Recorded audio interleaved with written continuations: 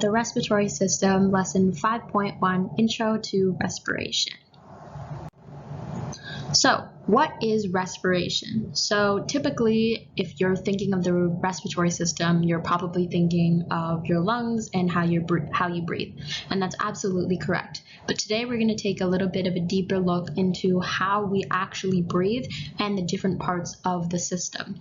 So the respiratory system provides oxygen to cells so that they can perform cellular respiration, which we'll learn a little bit more about later. So essentially what that does is it removes carbon dioxide and allows us to have oxygen. Some of its main functions include supplying oxygen and removing carbon dioxide, creating defense mechanisms, and these defense mechanisms are things like we have mucus, we have little cilia, which are tiny hairs in our airways. Of course, we have the mechanism of coughing, so if you ever have food stuck in your windpipe, then it's going to be coughed up. And then, of course, we have white blood cells. And what also the respiratory system does is it produces our sounds for speaking. So like our vocal cords, when they vibrate together, that actually is the sound when we speak. And it also assists in the control of body pH. As well as the respiratory system works with the circulatory system and the nervous system. So those three systems kind of work hand in hand. And there's also some overlap with the digestive system, which we'll learn about in the next few units. So now here's just a little bit of the anatomy of the respiratory system. So it's one long tube that essentially starts in the nasal cavity, and then it goes all the way down to where our lungs are, and it just repeats it. It goes all around. So we start here at the nose, or the nasal cavity, which is all of this, just this top part over here, so our mouth and our sinuses, stuff like that. Then it breaks down into our pharynx and our larynx, and then into the trachea, which is this long tube right here. We then break down into the lungs, which are of course the main part of the system, and then in the lungs we have the bronchus and then the bronchioles, and then each one of those has the alveoli, and of course we'll learn more about those later in more detail. So here's just a little bit about each part that you're going to need to know for grade 11 biology. So again, we start off with the mouth and the nose. So air enters through here and it's filtered by cilia. And if you remember, we talked about those defense mechanisms. So they're like little hair-like microbes that help filter out any toxins or anything like that that might get trapped in your airways. And it's mainly moist there. Then we have the pharynx, which is the muscle that air and food go through, and is also connected to the esophagus and the trachea. The larynx is at the top of the trachea, and this actually is where your vocal cords are. We then have the trachea, which is that windpipe, and it's a hollow tube from the larynx to the lungs. It's also lined with those little hairs, cilia, so that if anything ever gets trapped in there, the cilia clear it. And then, of course, we have the lungs, which are the main organs of the respiratory system. And we'll get into a little bit more detail of the lungs later, but essentially there's 3 lobes on the left and 2 on the right. So now we're going to start exploring actually inside of our lungs. So if you peel back that sort of pink layer of our lungs, you're going to see the bronchi, the bronchioles, and the alveoli, all doing very important jobs to help keep us alive because we need them to be able to breathe. So when we get out of the trachea, which is listed there in this diagram, we start breaking off into bronchi. And then the bronchi are of course lined with those cilia again. The bronchi branch into smaller branches called bronchioles. There's smooth muscle in them that can swell and block airways during severe anaphylactic reactions. So like if you're allergic to nuts or something, then you know what happens. And then it breaks down into the alveoli, which are these little small bubbles over here, sort of. And what the alveoli are is they're the functional units of the respiratory system. Bronchioles continue branching until they end in a cluster of those little bubbles, and they're called alveoli. Each lung has approximately 150 million alveoli. The walls of the alveoli are in contact with the capillary walls to form the respiratory membrane. gas exchange occurs across this membrane, and sometimes it's equivalent to the size of a tennis court in humans. The alveoli are also extremely sensitive, so they might be easily damaged by things like irritants, so like smoke and stuff like that. So now let's talk a little bit about the components of the respiratory system. So we have ventilation, which is essentially our breathing, external respiration, internal respiration, and then cellular respiration. So ventilation involves inhaling and exhaling. So when you breathe in and when you breathe out. And this essentially allows your body to take in oxygen and dispose of carbon dioxide.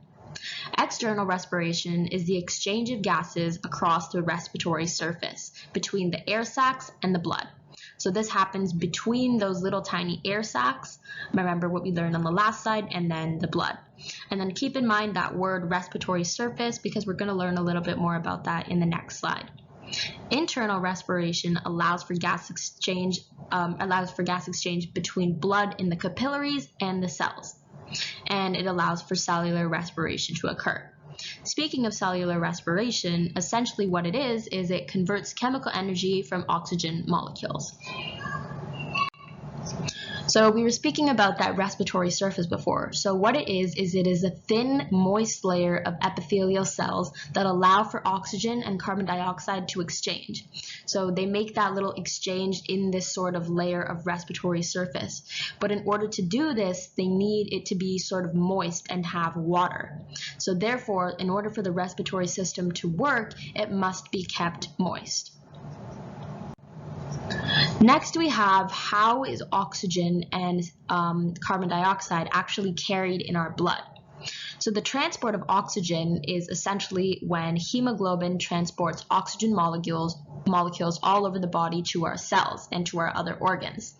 The hemoglobin pigment in the blood gets attached to the oxygen molecules to make something called oxyglobin. This is what's known as oxygenated blood. So if you remember all the way back to our circulatory system, we learned about the difference between oxygenated and deoxygenated blood. After giving this to the cells, it takes away carbon dioxide. So that's a little bit what cellular respiration is. So after cellular respiration, blood becomes deoxygenated. So the transport of carbon dioxide is when hemoglobin has less affinity for carbon dioxide. So what this means is it's sort of less attracted to carbon dioxide. It can't really support it, kind of. So it's mainly transported in its dissolved form. So then once the deoxygenated blood is given to the alveoli, it then produces oxygen in return for us to use. So now that we understand how the transport of oxygen, carbon dioxide, and we know about the structure of the lungs, how do we actually breathe? So our inhaling and our exhaling. So when we inhale, as you watch this diagram, as he's taking in that air, the diaphragm contracts and drops. This actually increases the size of our thoracic cavity and decreases the internal pressure. So if you take a deep breath in right now, you can see sort of your diaphragm. If you put your hand on your stomach, it's sort of increasing or inflating. Then when you breathe out or you exhale, the diaphragm relaxes and the muscles inside sort of move up. This decreases the size of the thoracic cavity and increases the inside internal pressure. So now let's talk a little bit about what lung volumes are. So this is all the different ways of breathing in, breathing out, how much volume our lung can sort of hold, and we classify it into a few different categories. But before we do that, there's a known fact that the average rate of breathing in adults is 12 breaths per minute. So you could time yourself and figure that out what it is for you. So the tidal volume is the amount of air that passes in or out with each breath. Total lung capacity is the maximum volume of air that can be held in your lungs at any given time. Expiratory reserve volume is the volume of air that can be exhaled forcefully after a normal exhalation. Inspiratory reserve volume is the extra volume of air that can be breathed in during a deep breath. So this could be something up to 2 liters. Our vital capacity is the maximum amount of air that can be moved into and out of the respiratory system. And in most people, this is about 4 to 5 liters. And lastly, our residual volume is what is left in the lungs after you have done a maximum expiration. So this prevents your lungs from deflating.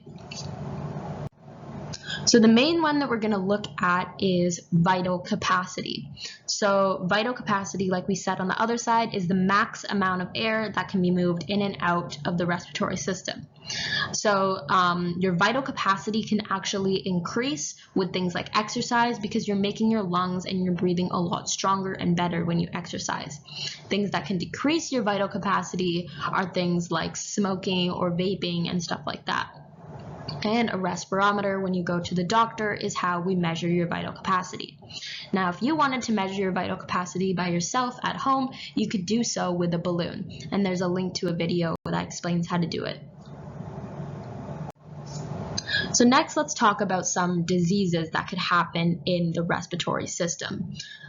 So although the respiratory system is constantly functioning and it's actually done by an involuntary movement controlled by the medulla in our brain, so that means that nobody has to tell our brain to do it, oftentimes there are things that can happen and go wrong, just like any other system in the body. So some of the known diseases or problems are things like a pneumothorax, which is a collapsed lung.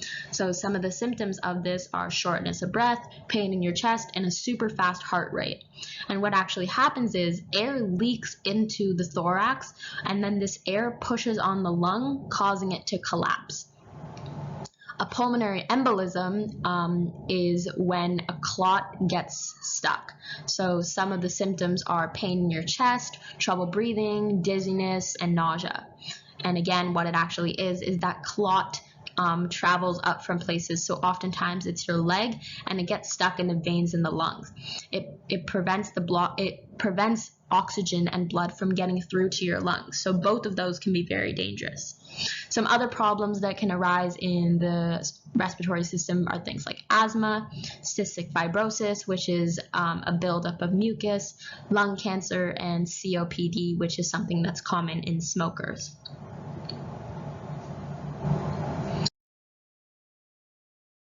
So that's essentially it for the respiratory system. Hopefully you understood a lot about the function of the respiratory system, the actual anatomy and where things are, and the importance of certain parts of the respiratory system. Thank you for watching.